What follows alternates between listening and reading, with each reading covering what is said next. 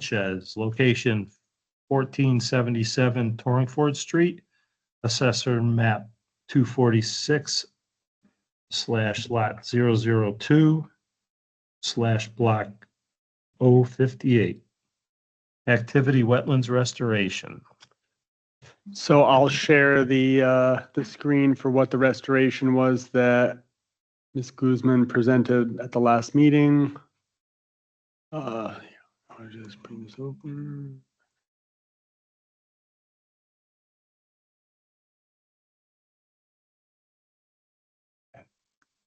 So you can see on this map here, this is actually my scratch map, but it was essentially this plan.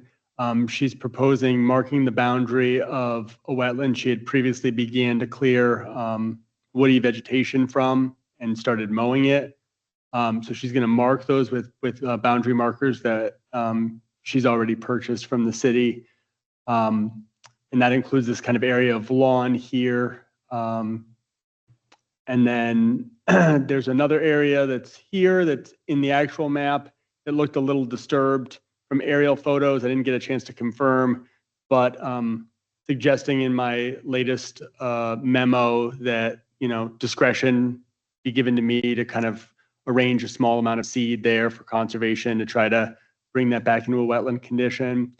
And then basically having her not do anything within that area and letting it revegetate naturally. So she did come in to the office this week. I told her she probably wouldn't have to be there since there was no discussion on it and all the commissioners seemed okay with the plan at the last meeting. So that's why she's not here tonight. Okay.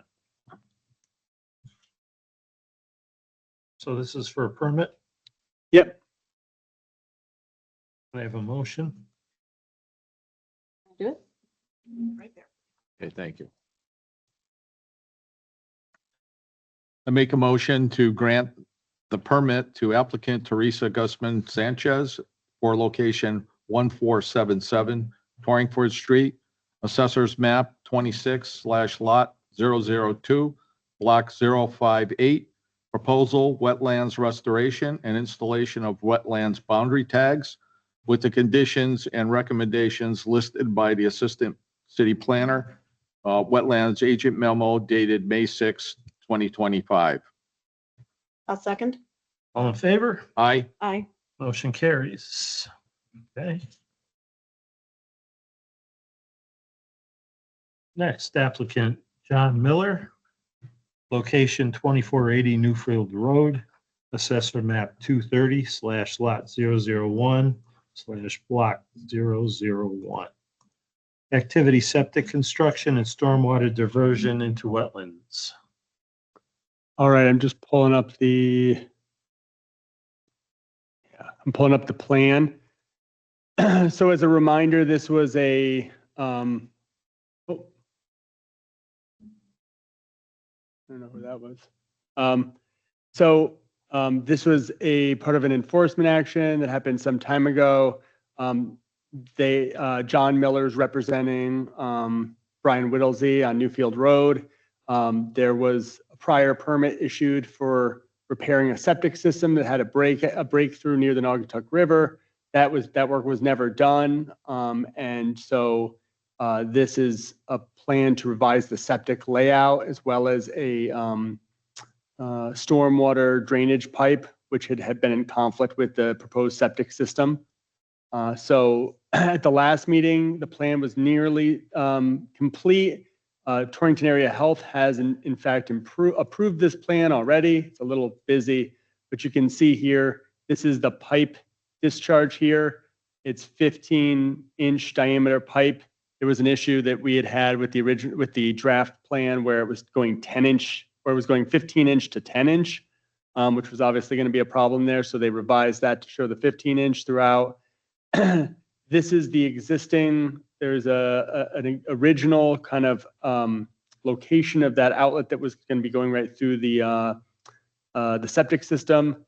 They've proposed filling this trench here where they have to remove the pipe with an impervious material that we had confirmation from Torrington Area Health soil scientists that the material that they were proposing was in fact impervious compared to the surrounding soil types. And then the outfall of that area on the prior plan of the stormwater pipe wasn't shown. Here it is here, and there's a detail for a level spreader as the outfall. I spoke with the installer. He's ready to get going on this in May, which is good because of the breakout is still active for the septic. He kind of agreed with my assessment that this location here doesn't show any context to wetlands or anything like that. And he thought it was a good idea to have it discharged just outside of the floodplain, the 100-year floodplain, which I would agree with in that, so that there's no conflict or minimal conflict with the outfall there and flooding. So I recommended in my memo to just, for me to work with the installer to come up with a location in approximately that area to have the discharge for that stormwater pipe. And then, for them to use the fill that they described to fill this channel in here to make sure that that leachate from the septic system doesn't go right into the pond there, which was a concern of our city engineer.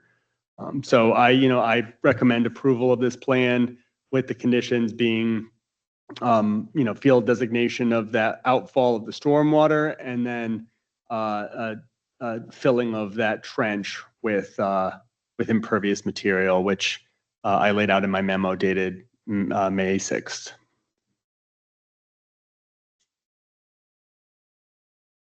Does this require a review after completion?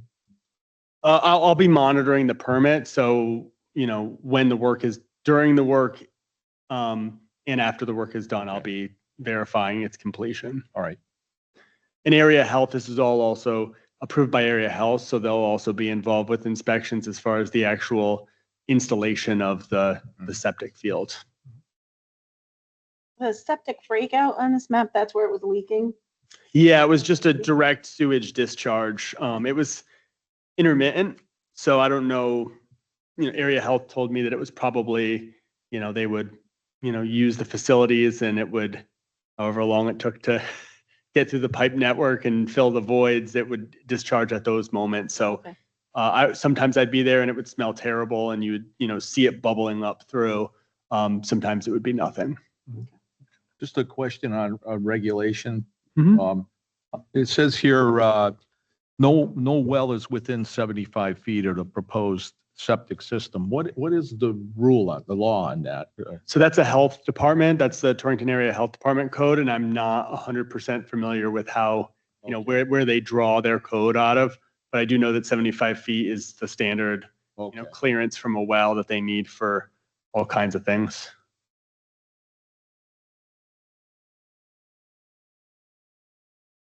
At this point, the application has been accepted. I have to look at this exactly.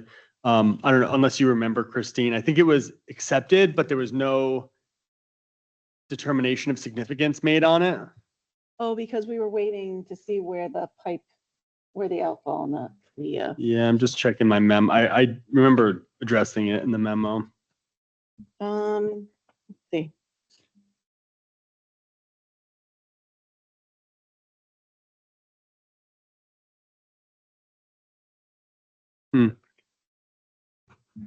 Just want to make sure we're right on this.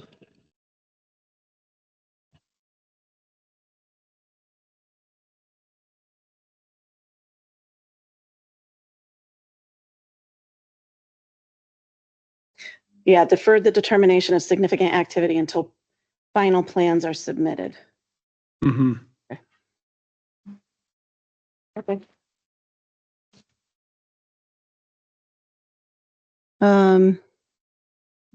So do I need a motion first on significant activity? Mm-hmm. Okay.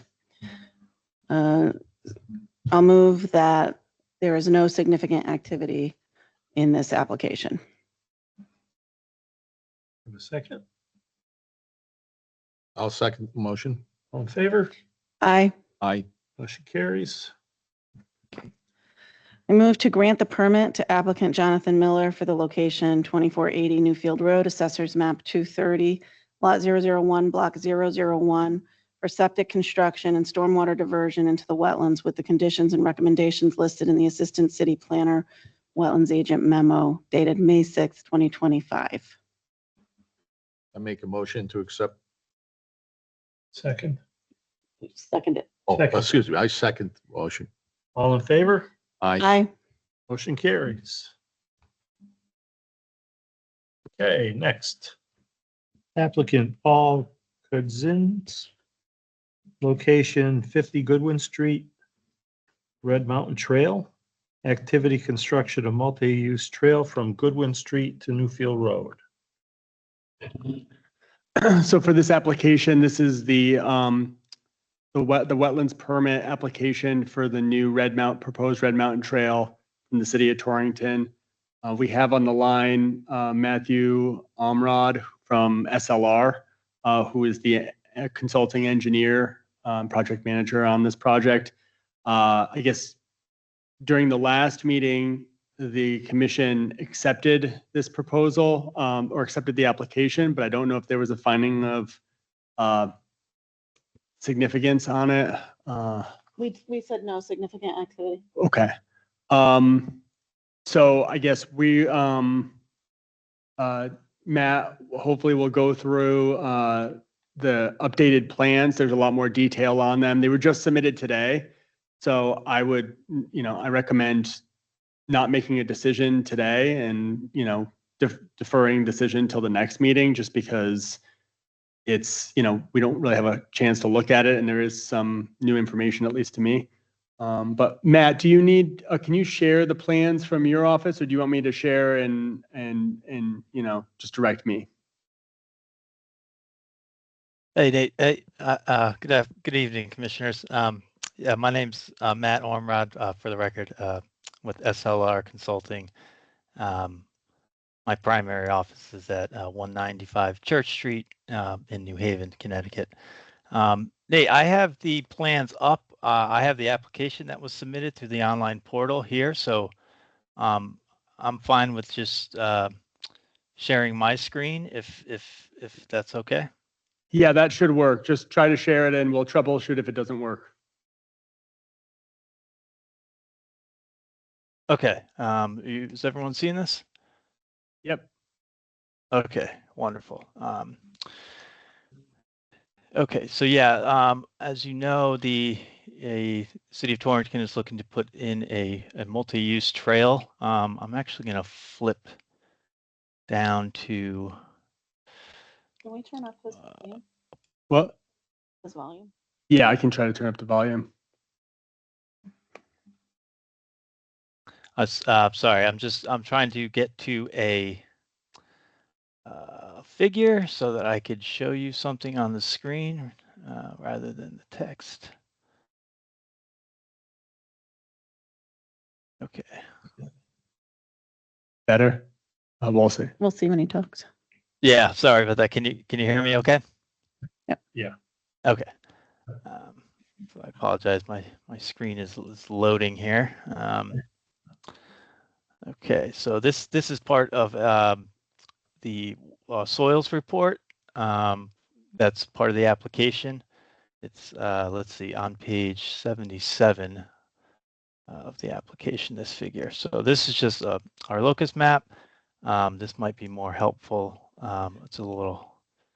This is the aerial. So we have 50 Goodwin Street is this greenway parcel. It's just a linear rectangular shaped parcel, and then a portion of the project is going to be on the southern end of this Ocean State Job Lot Plaza.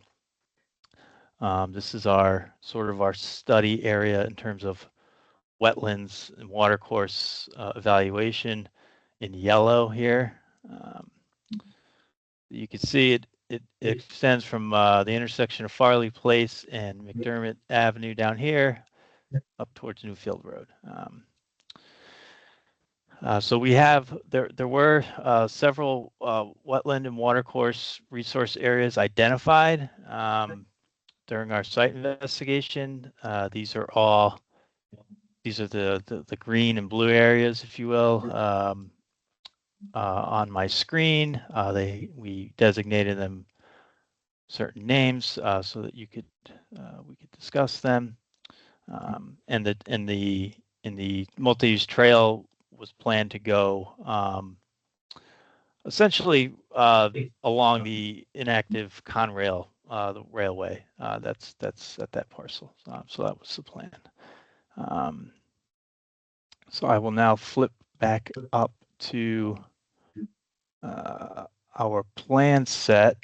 And if I could direct your attention to, I believe it starts here.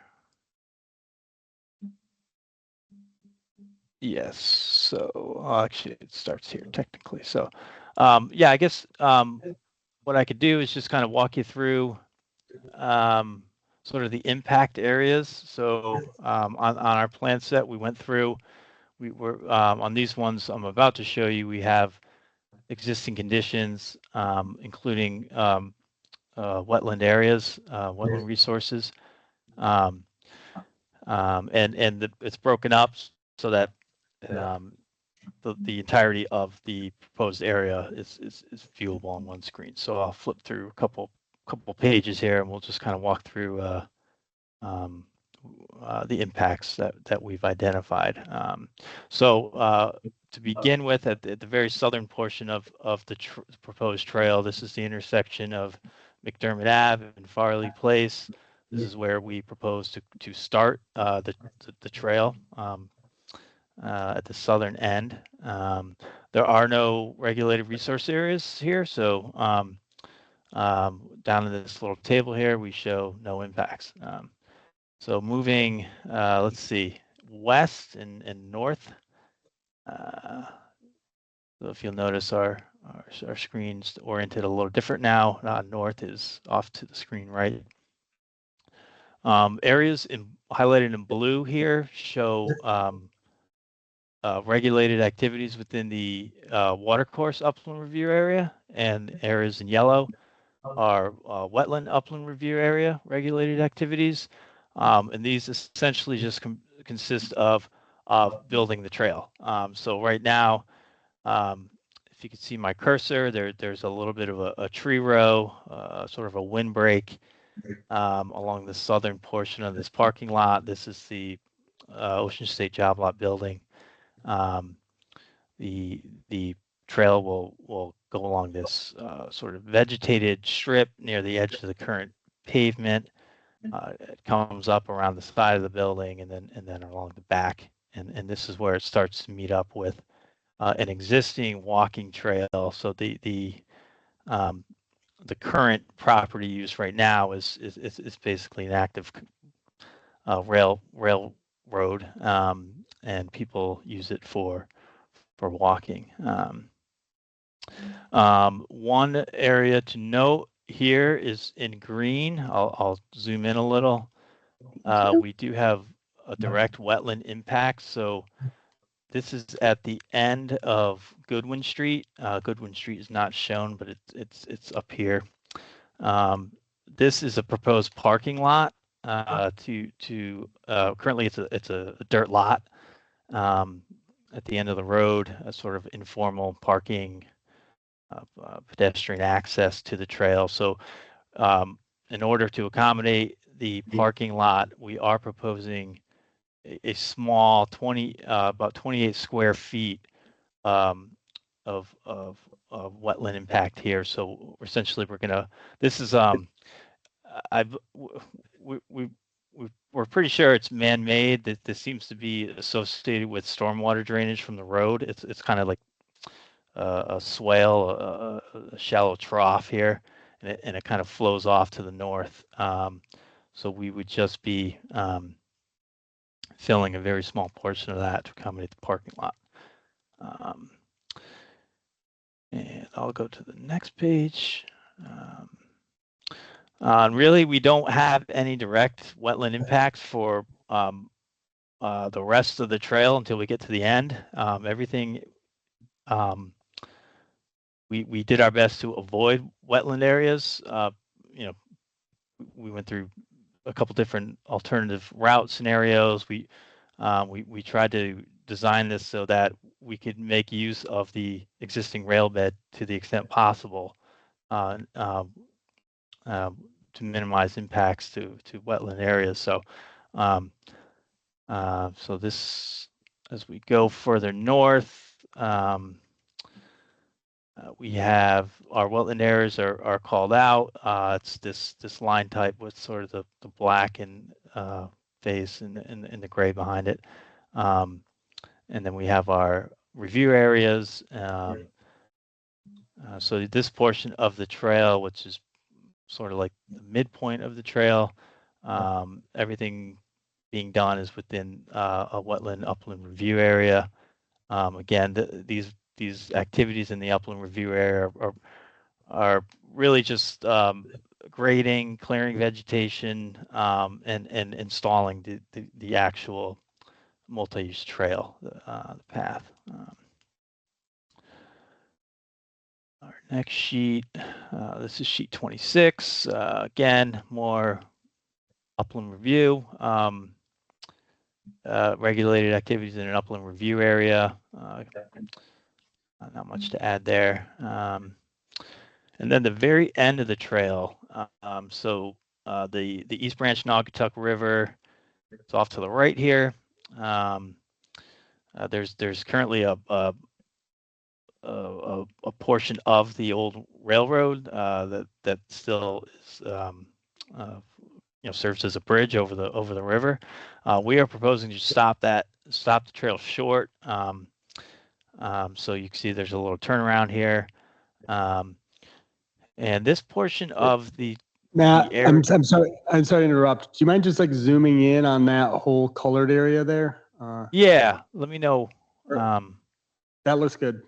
Okay. Thank you. So this is the very end of the trail. You can see our station numbers here. They end at 57, so we're somewhere between 54 and 56.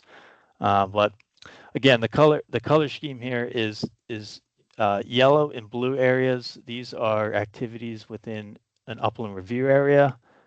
They consist of clearing vegetation, cut,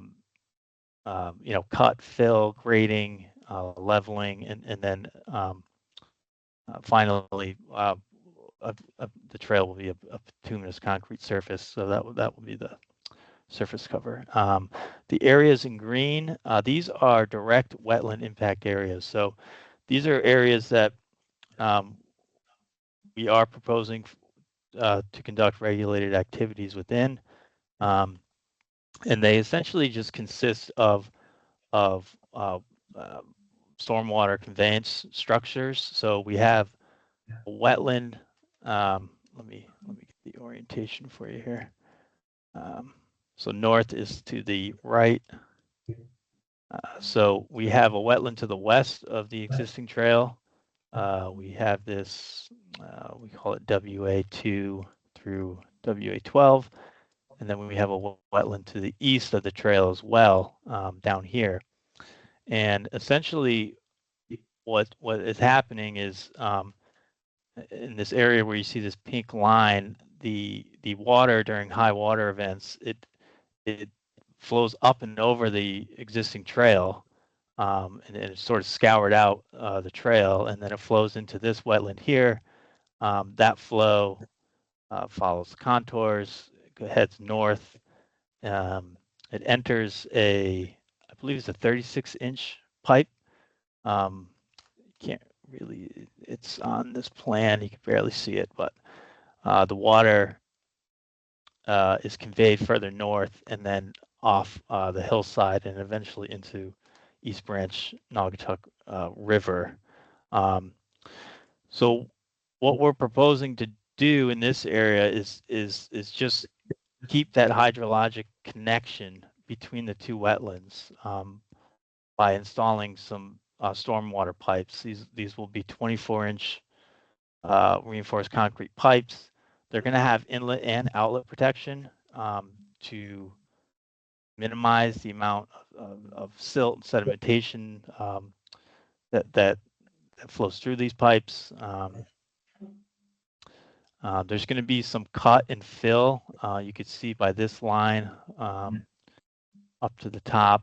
There's going to be some cut and fill in here to level this area out in order to accommodate the path. So I guess just to summarize, our regulated activities within wetland areas here are going to be filling, grading, installation of these stormwater structures. So they have riprap splash pads, compost wattles, and then the pipes themselves will go underneath the proposed trail, and that will maintain the hydrologic connection between the two wetland systems that eventually contribute to East Branch Naugatuck River.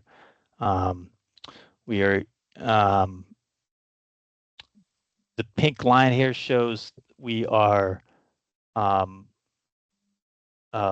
affecting a intermittent water course. So this is the area where the water kind of flows over from one wetland to the other over the trail. We are proposing to modify that intermittent water course and essentially confine it to a conveyance pipe. So that's why that is highlighted. When we get further down to the north, the current 36-inch concrete pipe is going to be removed. I believe it's because it's in bad shape, and we propose a sort of a modified riprap swale. It's going to reduce our flow velocities and ultimately just control the water flows better, so that we don't end up with silty water being discharged to the hillside, and which again eventually goes to the East Branch Naugatuck River. The area in red is just an overlapping upland review area. So we have both wetland upland review and watercourse upland review. But again, the yellow, the red, and the blue areas, no direct impacts. These are just activities within upland review areas. If you bear with me, I will just scroll up to the narrative here. And give you some numbers. So in total, our impact numbers are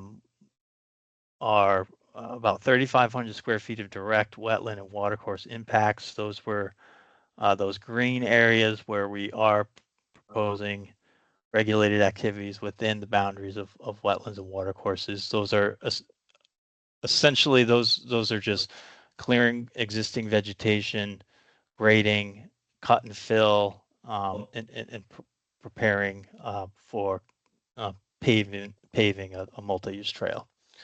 And then we have a combined about 1.5 acres of activities within the various upland review areas.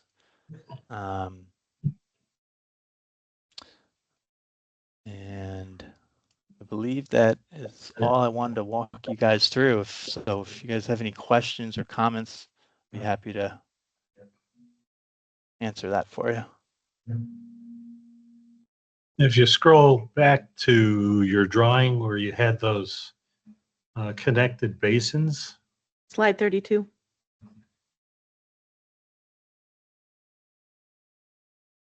just so I get this straight, the function of those is at high water. The water is going to go into it and go across the street, or is there always going to be water in it? Yeah, so that's a good question. The water level in this wetland may fluctuate slightly. I actually have a picture of it, but essentially, yes. What it's designed to do is, these pipe inverts will be set at a certain elevation. When the water level reaches that elevation, it's going to flow into the conveyance pipe, which is pitched slightly to this side, and it's going to move water. As it does today, it's going to move water from the western wetland to the eastern wetland. That's really the sole purpose of these. But it's high enough so it's not going to drain that wetland, correct? Right. So Okay. right. So we'll have to get the elevation's going to be set. So right, we're not going to affect the water levels here. Sorry, just looking for Yeah. I would like to see topography for slides 28 and 32. Just because I think that particularly 32 is a bit more complex. And, you know, like when you were showing us, oh, the water is going to follow the grade. Well, we don't really have much indication of the grade Sure. in that. Yeah. So as opposed to like guessing about it when we're looking at it, I'd like to see it in the cuts and fills. Sure. And is there any plans for compensatory wetlands? So we don't have any proposed mitigation creation of wetlands on site. What we tried to do was we looked at multiple different trail routes, and we tried to come up with one where, you know, we can get the most amount of trail in here and minimize wetland impacts. But because this area kind of breaches the existing trail, you know, this area was going to have a crossing regardless. And I should state that, you know, this whole linear parcel, as you can imagine, it was formerly a railroad. And so a lot of these wetlands are actually formed in the depressions of the old rail bed. You know, so we actually, the initial plan was to just put the trail in the exact location of the old rail bed, thinking, you know, that would be sort of high and dry, but that was actually not the case. A lot of the old former rail bed areas were sort of sunken and depressed, and they were, you know, but they had standing water. But no, so to answer your question, we did not come up with compensatory wetland mitigation on site here. And Matt, this is Nate. I have a quick, I guess, comment related to that. So this is funded through a Deep Rec Trails grant. And I know I was working with another engineering consultant, and they were giving us an evaluation on trails and wetlands conflicts. And they made kind of like an offhanded comment like, oh, we checked with Deep Rec Trails and this is below the threshold of direct wetland impacts that are allowed per those agreements. And I have not seen that. And I tried reaching out to the trails coordinator there a couple weeks ago now and haven't heard anything multiple times. I don't know if you or SLR has worked on these other projects for rec trail grants where they've, you know, worked with Deep on this. So I do wonder about whether or not they would require compensatory storage in a case like this. I had originally proposed that riprap swale as partially compensatory because it would be a restoration of a piped water course essentially to a daylighted condition, and it's got that, you know, non-linear. It's got that little bit of a sway in it and I believe there's a wetland seed mix detail for that area. So I would hope that would partially serve as compensatory. But again, I'm not sure about Deep's requirements, and so maybe if you could ask folks at SLR to what their experience with that has been, and if we had to do compensatory storage, I'm using the term compensatory storage. I'm sorry, I'm switching back and forth between floodplain and wetlands, but like a compensatory wetland, right? Somewhere else, you know, maybe we could look into kind of basic rain garden type infrastructure near the parking lot or something like that, where it could be a wetlands basin mix or something like that. I don't know. These are just some ideas. Again, I do want to get confirmation from Deep to make sure, and I'm not, you know, they haven't responded to me asking if they want to be a part of this process as well. So I'm unsure of that. And that's another reason why I'm recommending kind of putting off a decision on this until the June meeting, which would still work with kind of our project timeline. It would be a little bit more crunched, but they still could get a decision before the planning and zoning, you know, planning and zoning could still make a decision by then. Sure, understood. Yeah. Um, yes, this to go back. This project in the permit narrative, I think I have it here. The town did receive a good amount of money through the Connecticut Recreational Trails Program to help fund, design, and construct the project. Um, I'm not aware of. I still think uh, uh, the municipal inland wetland regulations rule here, and I'm not sure if they have. Uh, s- um, yeah, I'd have to look into that as to whether or not they have any guidance or sort of lacks on for these types of projects. I'm not aware of any, but I could certainly look into it. Um, the one thing we were thinking about was a lot of the trail is it has invasive species, and a lot of that is going to be removed in order to sort of prepare and accommodate the trail. And certainly, um, if we are going to have direct wetland impacts, we could certainly um, provide more details as to replanting, um, using native plants. So sort of so rather because I don't know how much physical space there is on this parcel, 50 Goodwin Street. Again, it's a pretty narrow, linear parcel. There's not much room for any. I don't believe for any creation. So one of the options, one thing that we were thinking of is potential enhancement. There sort of post construction in the form of native plants. Because right now it's these disturbed areas. It's got a sort of a legacy of disturbance with the railway. It's got some foot traffic now, and those types of areas are always sort of troubled with non-native and invasive plant species. What are the invasive species that are in there right now? So I will go back to our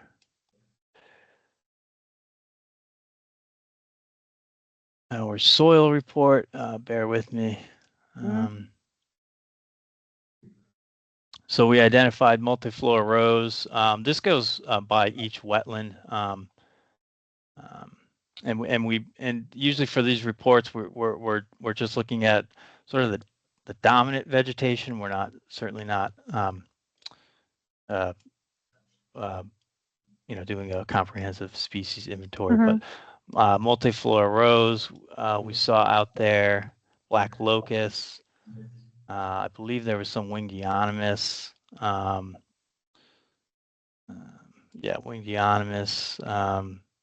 So there are sort of these understory woody invasive plants present within wetland areas and also within upland areas, upland and upland review areas.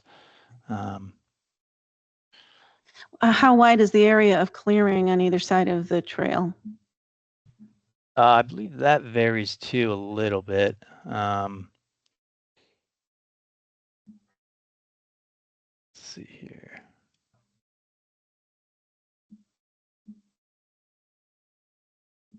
Yeah, so you can see this is page sheet 24, page 29. So we're right on these plan sets. We're just showing cut fill sort of on the edges, the limit of disturbance, and you can see it kind of varies, and it varies primarily because of topography out here. It is on a hillside. So there's no one general width. Oh, and I should say, by the way, I know there isn't topography on here, contours, but we do have profile sheets further down in this plan where it shows cut and fill, if that helps the commission, but we could certainly get topography on there.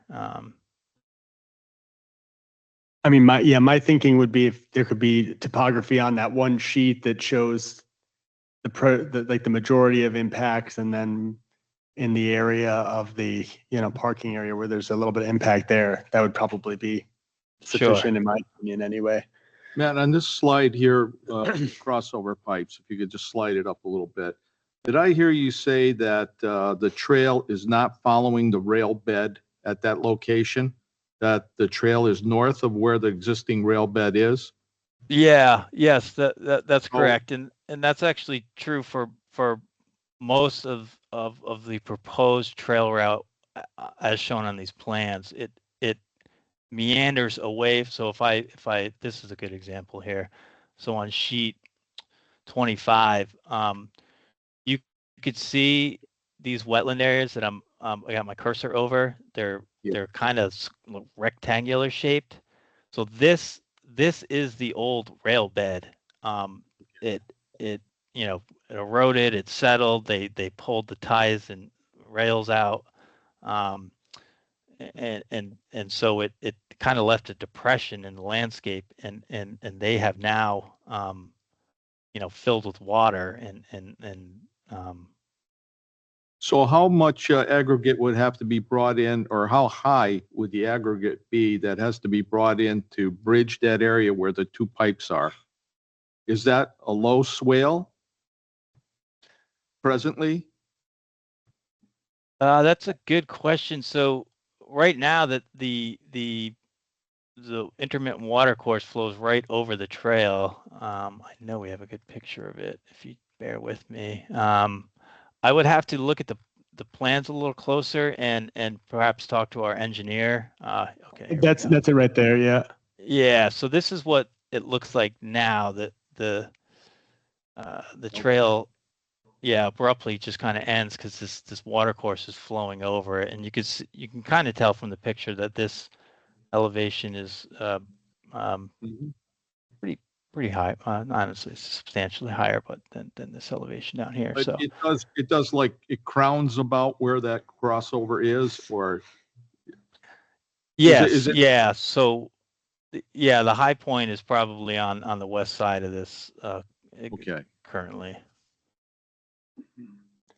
And the proposed design is that it would be not the current route of the trail that you can see there. It'd be to the right of it, upslope on top of it. And that's where the wetland impact would be primarily Yes. through that area. Yes, it's kind of off the screen here to the right. Yes, that's correct. And if I could find so this again, I'm looking for a station number. So this is kind of a profile view of the culvert crossing. Mhm. I don't know if it's going to give you quite the information that you need. Some of it. That's some, yep. Yeah, right. So yeah, this would be sort of the wetland area to the west, flows down to the pipe and then discharges to the wetland area to the east, and the trail would it would be buried underneath the trail. And the dotted line is the current topography of that cross section. Yes, that's right. Yeah.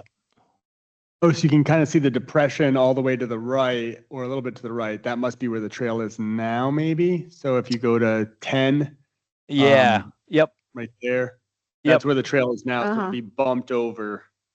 Yes.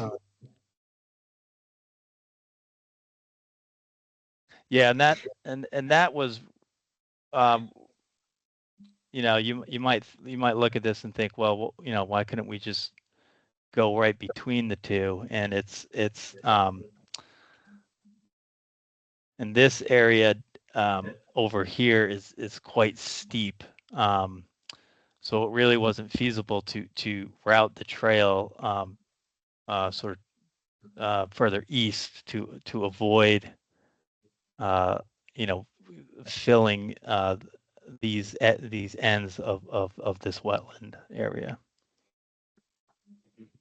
Is it possible to restore the areas around the inlet to those pipes, or there's going to be a substantial amount of fill in some of those areas? Yeah, so in areas of fill, typically, you know, we'd have to look at the hydrology, see what it could support in terms of vegetation. But certainly in areas where we're cutting in a wetland, like is shown here, you know, again, we'd have to look at the hydrology after the cut to really get a better idea of what plants or what we could do in terms of enhancement or restoration activities. But again, that was certainly something we were thinking about. You know, when we made the decision to route the trail this way rather than a different way.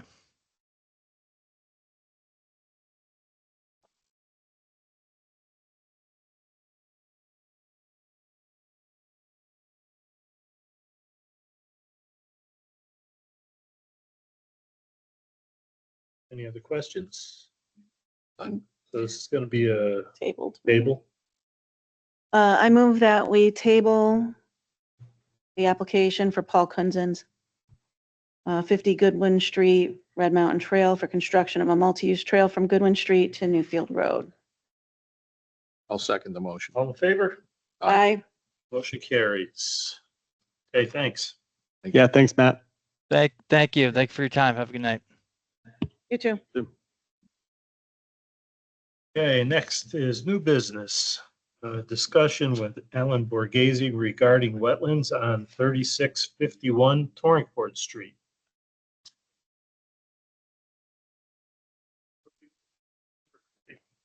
Good evening. This is not a presentation for wetlands as such, but I want to talk about a lot of things.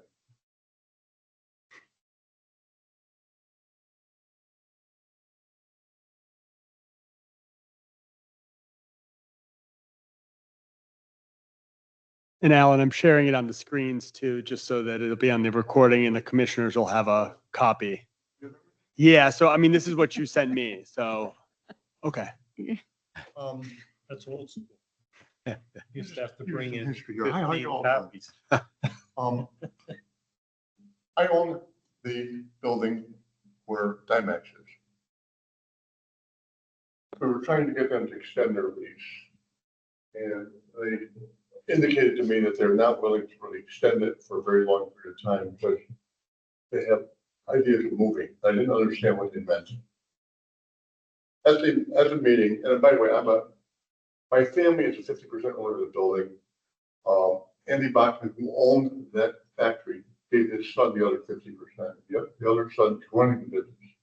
He actually is stationed in Germany, I believe. Anyway, it's 90,000 square feet, super building. I think it's very attractive. And so I said to them at a meeting, you know, we should look about, they have problem parking and church parking a little bit. So they really maximize use of that building. I said, why don't we go next door? There's a little house with a horse barn on it, right immediately for inside. And why don't I go and talk to the owner about seeing if he's thinking about selling the house now? I knocked on the door. It's very, very interesting. Nice guy. He's actually a minister. And he said, oh, Mr. Borghese, I remember you. You were here 5 years ago asking about buying my house. And I wasn't interested in them. And I said, come on in. I go in there and there's cardboard boxes everywhere. What are you doing? He said, I'm moving. And he said, look at the desk there. There's a listing to sell the house. I said, holy cow, this is kind of perfect timing. Would you allow me to go and get approvals properly to use the land? And he said, sure. He said, and he was really, really, really nice about it. I'm going to show you some documents that I have here.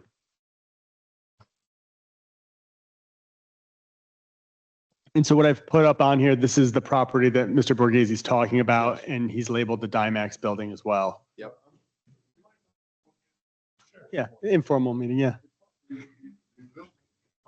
This building here. Yep. Property I'm approaching that, Mhm. and you can have. Okay. Thank you. I've got a couple copies here. Cool. Right, okay. And Let's if get you the look at it, you'll see that it is got There's a dining. couple of buildings on it.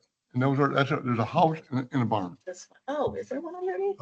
I got more copies for you all. That's what he wants. But Want more? this is again, this is the property I'm looking Yeah. at. Yep. Yeah. Okay. Okay, thank you. So I said, to him, what do you think you're gonna get for the house? And he said, the broker said I could buy it, I would probably sell it for $400,000 or more. There's 3 acres there, 3.1 acres. I would love to buy it. The problem is 3.1 acres for industrial land for $400,000, very expensive, considering there's homes there have to be removed, et cetera. But he also understood that if you sold a house, he's subject to inspections for houses, asbestos, and other things. So he said to me, I'm willing to wait for you. So on that map, that is not showing any wetlands on that parcel. Whether I was intelligent or not about this, I decided to do a wetlands investigation. Ergo, what you see on your screen, you have screens in front of you? Yes. That is the wetland on the map. And interestingly, right down the center of the map, a black on that is the edge of the existing industrial building. Okay. And it almost couldn't be worse. Then, as I was trying to contemplate what we could do about this, I am gonna give you some more maps. I studied first of all, my next thing, I don't think I have printed this, and there's several copies here, but is what I would like to think about doing, I'll give you one too. That's okay. I can look at that. It's all right, Alan. What kind of development could I put in that? Okay. Again, all of this is my map markers. These boards all, I think, will do it. But that is a possible expansion to this site. Where's the Dimex building on this one? This is here. Okay. That's a big guy at the top. I showed a building expansion of 36,000 square feet and parking.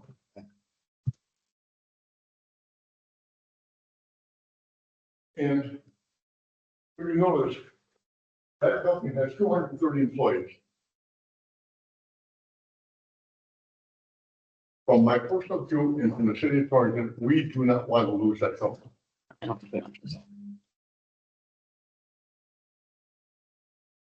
I asked, this was a map I was drawn up by Tom Substantial.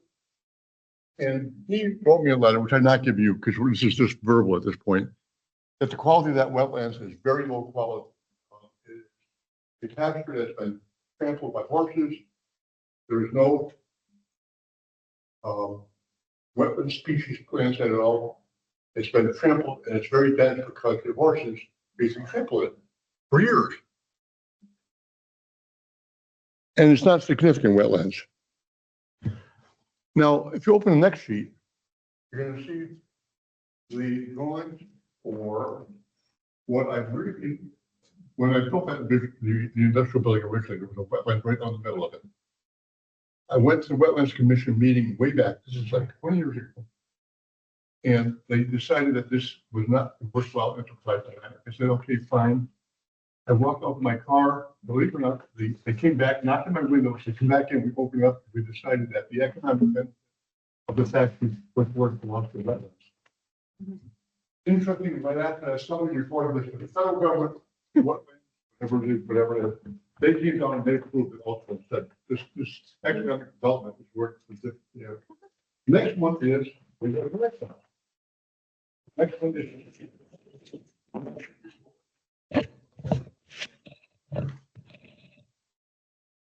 Actually, we also build it in wetlands.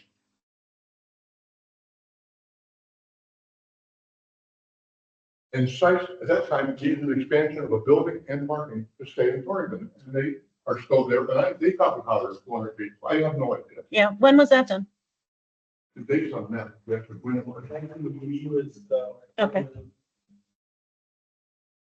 Okay, so I'm here for a bunch of reasons. Everyone's important. Can you, I'm a little deaf. Can you turn around so I can hear you? Sorry. I have very trouble. Okay. I'm here for a bunch of reasons, but all important. I'm 81 years old. This is really not important. But something that this board has to think about. I look for industrial land because we built that, that's our business. There's none in Torrington, zero. We are entering a period of time that I truly believe under the tariff and the new development that factories are going to come somewhere. I actually got a call from a company in South Vietnam. Inquiring about, very interesting, couldn't believe it. Either we are going to end up with factories in Torrington area or not. They have a place to go, they don't have to be here. In fact, it's sometimes difficult to bring them here. What I'd like to do is not harm the wetlands, but there's certain grazing wetlands that are important. And I'd like to make a plea, think about allowing these kinds of development. And I can't mitigate, I can't bring it anywhere, there's no place to bring it.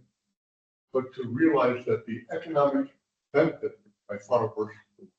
Every morning when you go to work, start the car, there is a negative. But you go to work all day long, to earn a good living, and that's positive. And I'm here for that presentation. It's a general presentation, but I'd like to be open-minded and realize that this loss benefit ratio. I want you to flip to the next small drawing on the back.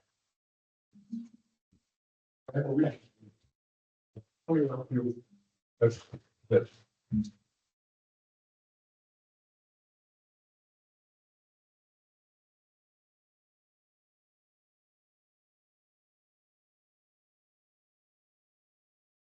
Property we're not talking about is the one right here in the corner.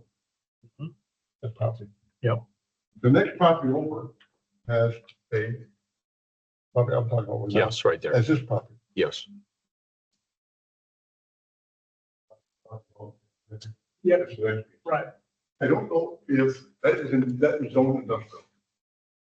On the left side of it is a non-wetlands, according to the city map, and on the right side of it, non-wetlands. So probably on the, I'm more interested in the left side of it, as you're looking at it from Torringford Street, there's probably 5 acres there. That's perhaps upland. I'm not saying these people will even sell it to me. I think we're close to them. But I would like to think about building for the people that bring in these companies to Torrington.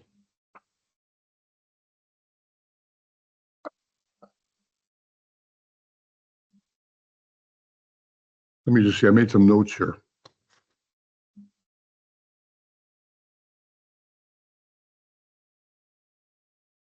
So you had a soil scientist go out Sorry. to the, you had a soil scientist go out to the Yeah. property Yeah. that, and they flagged it for you. That's right. Okay. That's where I got that.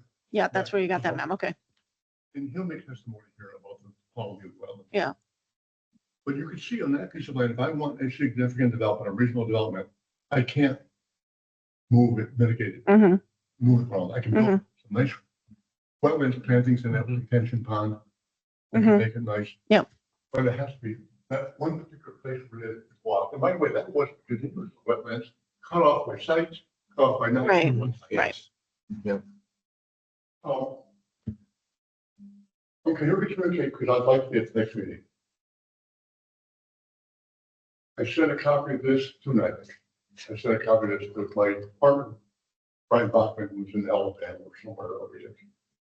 I'm not even sure he'll go along with spending any kind of money for this, because, well, this money, not matter. Mhm.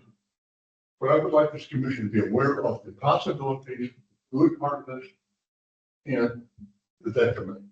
Mhm. And I want to work with the team with you. Okay. I need advice, I need help. Mm-hmm. And, you know, that's why I'm here, just to, I could not do this in front of the meeting when I'm actually making a presentation for a building. You need to hear this ahead of time. I'd like to look all over Torrington, not for me, I'm 81, for Torrington, for my nephew to benefit. I mean, I don't know. I think. Can you all give me some input if you're thinking or? I don't have much of a problem if it's a poor quality wetland. Right. If it's a pristine wetland, A then you different have a story. problem. Yeah, the Dimex one is kind of seems like a no-brainer. Right, right. I don't Right. have too much, well, if it's a small piece, you you can have a do lot of a- acreage, you can always. Right, just you can just do a do remediation a or remediation. compensatory. Years ago. That was tremendously beneficial. Mhm. Absolutely. Mhm. That was like, Yeah. that happened in 80? Yeah, yeah, I mean, I think, Yeah, and looking at the site the way it is today, Yeah. you would never know. Well, that's the question. The question is, I just gave you the bill on it. Right. Who said it's built? Is that flagged in our, No, I probably would have asked you to get it flagged down when you would have needed a wetlands report from planning and zoning. yeah, But yeah, I mean, I know of a lot of, I know of a lot of, projects that went in, you know, I mean, close, right, less than 100 feet from where I live, there used to be a swamp that, you know, that was coming from Bessie Pond. So it was like a little bit of a floodplain or something. I don't know what. I just know that we used to go down there, get snapping turtles and you know, like there, it was quality for the wildlife, and it was probably quality for hydrology. But that was, you know, that was filled in the 80s and or maybe I late think the other 70s. thing is, you know, if you look at the rules today, the regulations, OSHA, whatever you want to look at for regulations, industrial properties are very scrutinized and are very much having to meet high standards for any waste, any loss. Years ago, Right, Well, it right. would have been a problem, but now everything is contained. And I think that's a really good Yeah, I mean, difference from even the 80s. I don't think No. that like the fact that we did it in the 80s is you know, it's compelling to do it now. What's compelling is that you know, if they're cut off, they're not offering much benefit. I would like to hear what possible impacts on, you know, the flow of water. Are we going to get more flooding? Like, you know, stuff like that matters. But I agree with you that the economic benefit, you know, Sure there might outweighs. outweigh the ecological. we do all of them same. And I hesitate to, but I know I can repeat myself. We had in the town of Shelton, we had a building approval moving. And it was in a wetland. I had to go into the wetlands. Their new thing is, if it's not on the city maps, it doesn't fit.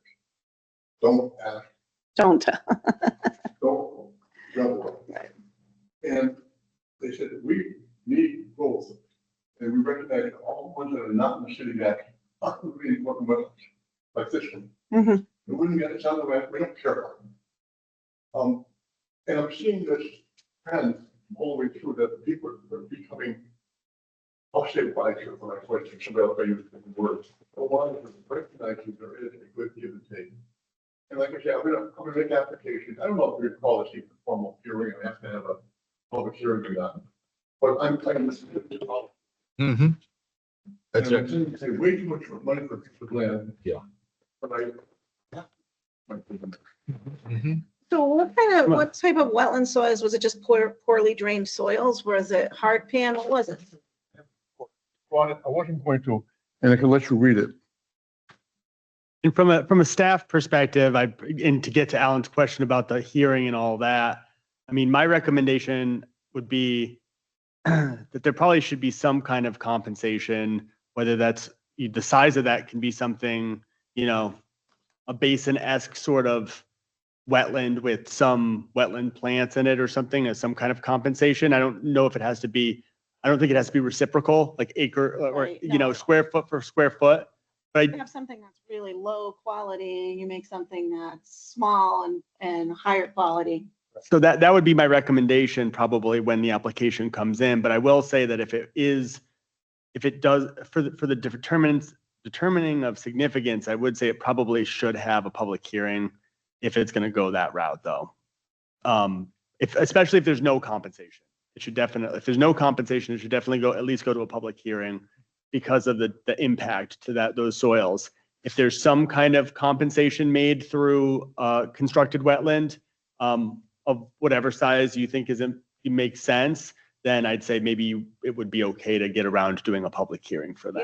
Yeah, I mean, does it have any function right now whatsoever? I mean, it's retaining stormwater, right? Well, I mean, it's absorbing moisture.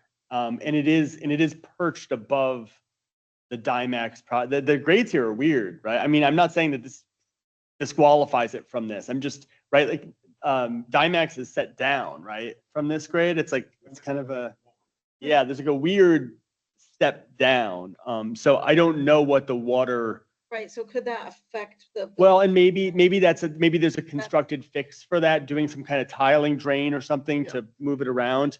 I mean, one of the things But I'm- all over town is where the commission historically made mistakes on approving certain lots for building that are nightmares, for the owners and the developers isn't too worried about it. They get in and they get out, but then the people have to live with the consequences of what we didn't know at the time. So I just think the best thing is to know as much as we can, but I totally agree with you that if Yeah, you mentioned runoff. We provide always detention ponds. uh-huh. And you actually, we actually, well, you describe it. His wetland soil is a rich, and I don't even, means nothing to me, so I'm gonna say words that. Sure. Rich, very sandy loam, poor, very poorly drained sandy loam, underlain by a compact glacial silt, which restricts the downward movement of water. Yeah. So, sorry about this, but again, it's, the properties have all developed small horse farms with residents and outbuildings. As typical of horse farms, the soils have been significantly compacted, creating water at or near the surface during the wet periods of time of the year, especially in the moderately and poorly drained soils. The entire parcel has been altered to accommodate the agricultural use. Blah, blah, blah, blah, blah, blah. Okay, so it doesn't have great infiltration. And what's that mean? That when you have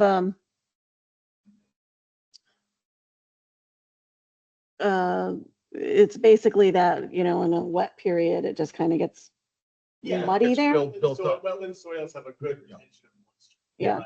So it'll act as a little bit of a sponge. Yeah. Right. Of moisture. To Alan's point, it's a horse farm with compacted soils. Right. A well that's as a retention is completely Right. compacted. And then is the water like hitting the glacial tilt and then running underground as well? I'm not, those would be great. Yeah, questions. So that's, yeah, because If- that's the kind of thing that can cause some, like when you're cutting in that, then it, it's kind of creates these seeps. I was gonna suggest just doing a boring to find out what the aggregate looks like, through a segment, say of 2 feet deep. Maybe Tom will go. Yeah. Two things. Number one of the requirements is an A2 survey. This is not an A2 survey. Well, you need an A2 survey. It's the same thing. That I'm not being funny. This is from all the surveys around it, but it's not an A2 survey. Can I be forgiven for coming up with, I have to spend the money, and I have, this is pure speculation, be buying property. Sure. Sure. To get to that point, Alan, Jeremy's going to require an A2 survey for planning and zoning approval. But it'll be the same map, right? Like, I'm thinking that I can entice them into staying. They'll say, let me make some improvements. Sure. There's a possibility here that I buy it and sit on it just the way it is. Because if they left, another person will come in there and want the development. So I think wetlands are good for 5 years. Mhm. And I'm truly thinking about if I pay this $400,000, maybe rent out that house, maybe I'm working really out another $50,000 in demolish them. But sit on it for 4.9 years. And then maybe, whatever, rework it. And I just threw it on the screen again with the most recent aerial map. We have the polygon where the wetland is. There it is, Alan. Just so that they have like a more recent aerial. But I did say, in looking at it myself, I mean, I would never be, I interpret a lot of wetlands through aerials. I would never have guessed that that was a wetland, maybe a little bit into here, but yeah, I think having Tom, you know, speak to the quality of the wetland and the condition and all, and the hydrology related to the adjacent properties, would, you know, he would do that as a part of it. Yeah, and it's like, it's so contained too on that lot. Why is that? Yeah, there's nothing leading to it other than maybe topography slope there, but road drainage. Could have yeah. been. And I got to Oh, assume, okay, yeah. Okay, so that's probably could be a prime source, which could be dealt with. Yeah. Again, let's just go back. I mean, I have to spend money to a survey. I want to keep my investment as limited as possible. And one of the premises is, in this case, I'm off 3 feet on the length and width. Well, I don't think it's meaningful. I'm just asking you if you might accept it. Well, you know, I mean, What's you the just, regulations say? Do they have to have? well, think about the applications that we get sketch-wise, right. right? Sometimes we Yeah, get we have hand hand-drawn sketches that we approve. But I mean, It all goes to the scale of impact, you know, and you know. but we already have the wetlands mapped. I mean, normally that's what we care about. Mhm. And, Yeah, you know, I don't when think you that- I need don't to go think that- before that- zoning, at that point, that's not us, right? That's what they have, Planning you know. zone. they're- Unless there was any kind of significant grading that where they need to shoot the grades in relation Well, there- to it. Yeah, that's pretty good. Right, but like, if there's any, I don't think there's any significant grading here, right? Because it's all pretty, I mean, you can see in the topo that I'm sharing right now. Get to the level of Dynex building, right? Because that is evidently lower. Yeah, there'd have to be some kind of staircase, right, Alan, to get Is that down gonna to be- grade? That I'm addition- sorry, I missed that. Oh, no, I see what you're, oh, right. So an addition would project onto the new grade. That's kind of, Okay, Oh. all right. Well, I know. Right. My building, this height right here, that. Okay. As the Exactly roof the or same height. as what? And that's why. Oh, so it's gonna be a second story? No, okay. Just to come right off. Sorry, That building, is like that. okay, This, if you look at, I think it says finished floor, it's Existing, all yeah. the same. so it's all level, 2.33. Yep. okay, Perfect. okay, So nothing changes. That's a plus. okay. Well, my question is if this went to public hearing or if we gave them a permit and you didn't have an 82 survey, would that be grounds? No. To overturn? I don't think so. I think. We can look back at the regulation and see, but again, I think of all the maps that we get that are hand sketches. Yeah. Yeah. But I mean, this is gonna be commercial property. It is. I mean, I'm happy to look through it again. I think it's at your discretion. It could be too, that you're gonna need an A2 survey to get I mean, it changed from commercial to, from whatever it is residential to farm industrial. It's already zoned. It's already Yeah, zoned It's already commercial. zoned industrial. Oh, Grade okay. is 10. yeah, Yeah. 810. And this is 8 feet lower. That's why I think the street drainage. It's going. Coming here and kind of That's making absolutely this, it would very make some sense. positive. That could be. Yeah. Yep. So I made it back. I mean, this is my.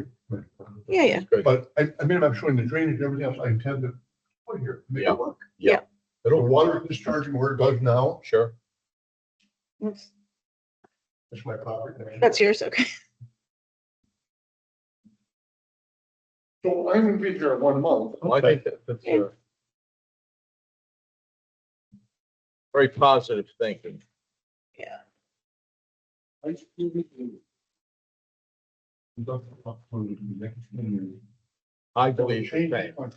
I believe the same. I was in it. What happened? Because my one facility that I was at had 1,700 employees. They closed, they was laying off the Chinese products, Indian products, but we did save a couple factories in North Carolina. You are? Yes. It's a public meeting. You are. I wish I wasn't. I'd like to give you an assignment after the meeting here. So we'll see you in one month. Yes. That's good. You put me off the record for one And second. thanks for your patience, thanks for your patience with me. Thanks for coming in. All right. All right, next on the agenda is the enforcement report. I have the two major things. For the enforcement report, the two major things are 2904 Winstead Road, the Frigale property. So I got a call from Dan Frigale. He's has Bill Colby out there. He said this was a week and a half ago. He said he had Bill Colby out shooting grades and that they're looking to get us an application for the next meeting. So I don't know what that means. As we stand right now, he has citations by both that are still rolling for wetlands and for wetlands and for zoning. So he has basically $350 a day since the beginning of the year, which we don't necessarily have to recoup entirely, but it's a helpful piece of leverage. So he's working on that now. The only other alternative is to go for legal action at this point with that. So I recommend just kind of letting that play out, and I can bring it back to you if he doesn't come back for this meeting or next meeting, then we can explore other remedies. That makes sense. The other is 516 Mountain Road, Jim Mazzarelli. So Jim ended up speaking with Marty Connor, former city planner, and Marty convinced him to submit a permit application. So he's working with Bill Colby and Tom Standisfield, who did this Allen's delineation. He was the director of the Torrington Area Health for years. So he's moved on back to private consulting as a soil scientist. So they're working on putting together a plan. Mr. Mazzarelli filled in one of his ponds in the meantime. So that's definitely a regulated activity. I'm certain he will claim an agricultural exemption for that, or try to get a jurisdictional determination on that specific activity, but that he's going to be designing the grades on the waterfall situation to something that is practicable and stable. That's my understanding. And I just got an email before the meeting that Marty said he's working with Bill to come up with a temporary soil and erosion control measures that Jim can implement immediately. And I did tell Jim, he came in person too and was much friendlier. He said that he would, he told me he would not do any kind of work on the property other than installing temporary sediment and erosion control. So I did drive by it. It was raining and I didn't see anything. well, yeah. How did it look in the rain? Was it muddy in the rain? Yeah, yesterday. But I mean, I was by there one other day. It was raining equally as hard. I know. I imagine that there's a lot of gullying and, but I mean, the only thing, I think the commission has, well within your authority to ask for more for his jurisdictional determination for his activities than was asked last time. Last time I sat down with him, sketched it, asked him exactly what he'd be doing, and he kind of just did something completely different. So I think that he'd need to really demonstrate more to the commission the agricultural necessity of his activity and make a commitment to actually do hay or fruit or whatever he's going to do in that Yeah. location. I'm kind of anxious I hope that Steve is here when Jim is here, because I Yeah, think that that would be he has the experience. He's experienced, he's a farmer. And I can make a special point to say, you know, when that application comes, to reach out to Steven Yeah. specifically. And for that matter, Randy, because Randy is also does Yeah. farming. So, you Right. know, just to have that expertise on the board for understanding, Right, what constitutes agriculture and, and especially, and maybe even some of the economic issues there, right? Because the way that the statute describes it, it's farm activities that are necessary for the operation essentially, you know? So that's kind of broad and you wouldn't really want to overstep into, Originally, when we gave him the permit for agriculture, he had lost property where he was getting hay. Mhm. And he was trying to make up the difference because he still had the animal place. Yeah. So he was trying to get hay off of his own property, you know, to offset the to cost. offset the cost. But the first time, right, the first time that he came in and that was the agricultural exemption, wasn't that was a violation that Kim had brought, correct? Yeah, years ago, Kim I had, mean, like, I think that the agricultural exemption was like a loophole Kim found for him. I'm not sure. Originally, he was putting in the pond. Or the pond was there and then he dug He it was- deeper he to put was- trout yeah. in. right, exactly. And he didn't get permission, so it went to That went to Army It went to Army Corps and he came to the commission with a full proposal with mapping and everything, and that was approved. Um, I mean, with all of the disturbance, that pond has had to have filled up some, yeah, oh, yes. right? I mean, it has to, like It's always chocolate milk. brown. It's basically been muddy since I've been here Yeah. from like sediment.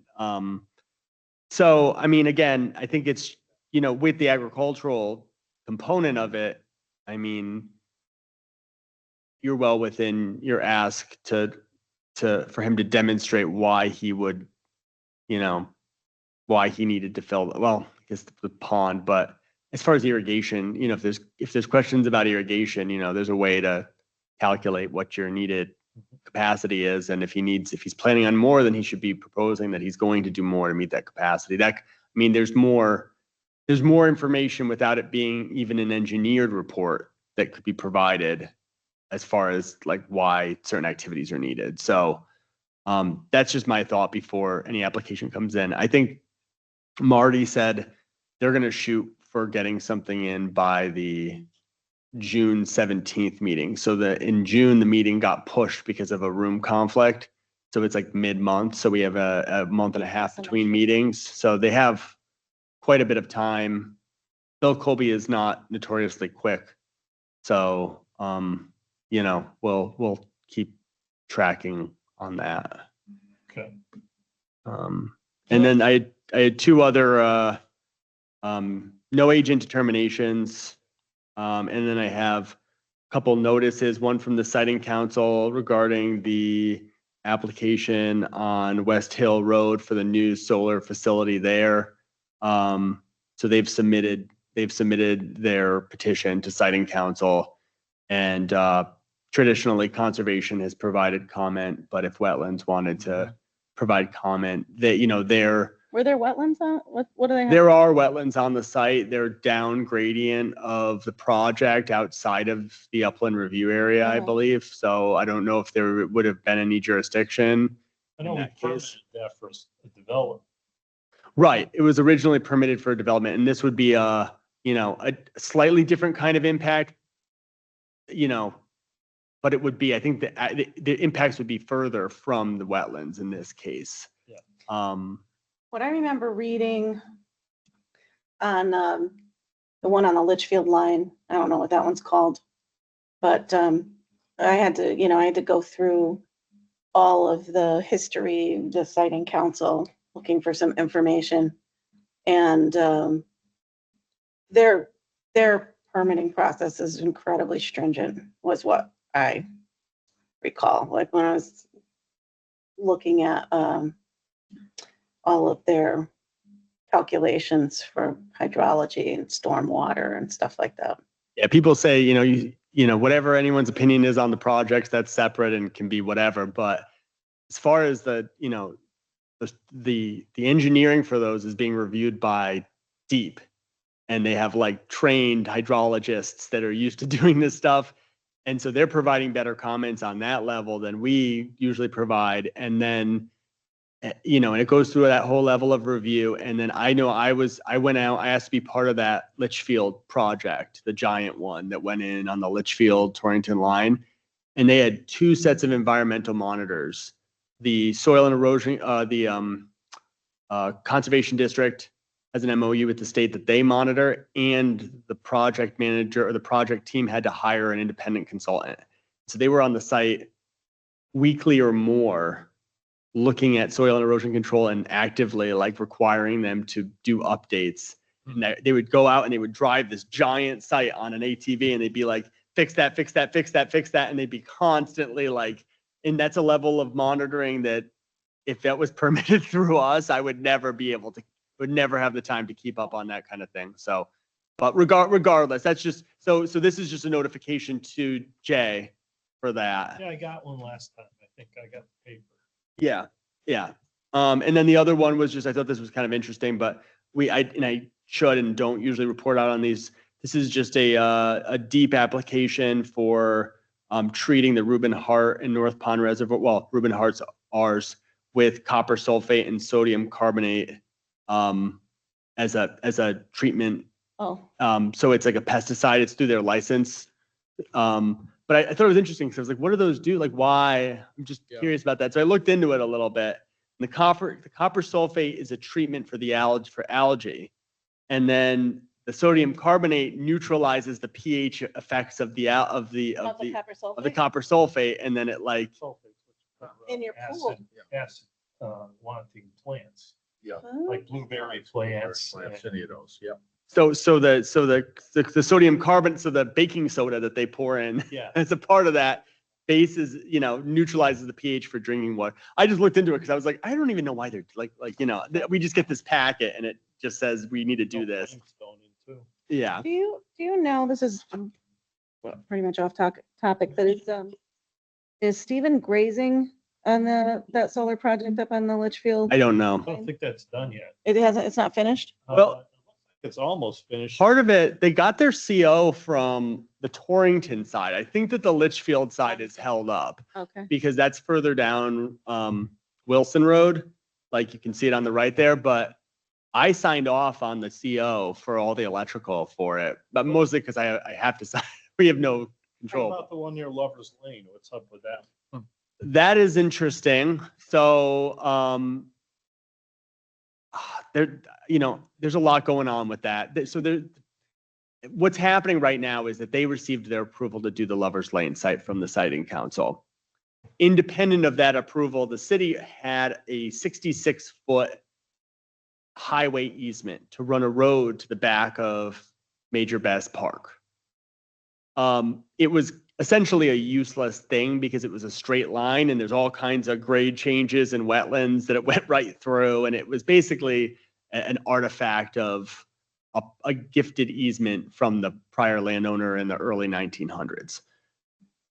When they first came to submit this, they wanted to extinguish the easement, and the city was able to negotiate outside of city council, moving that up to the northern part where it could actually be useful. So Paul Cousins, our engineer,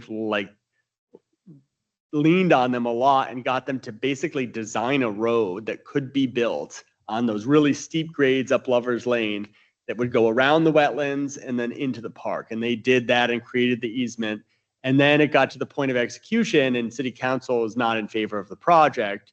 So they floated the idea of just not granting it in hopes of killing the project.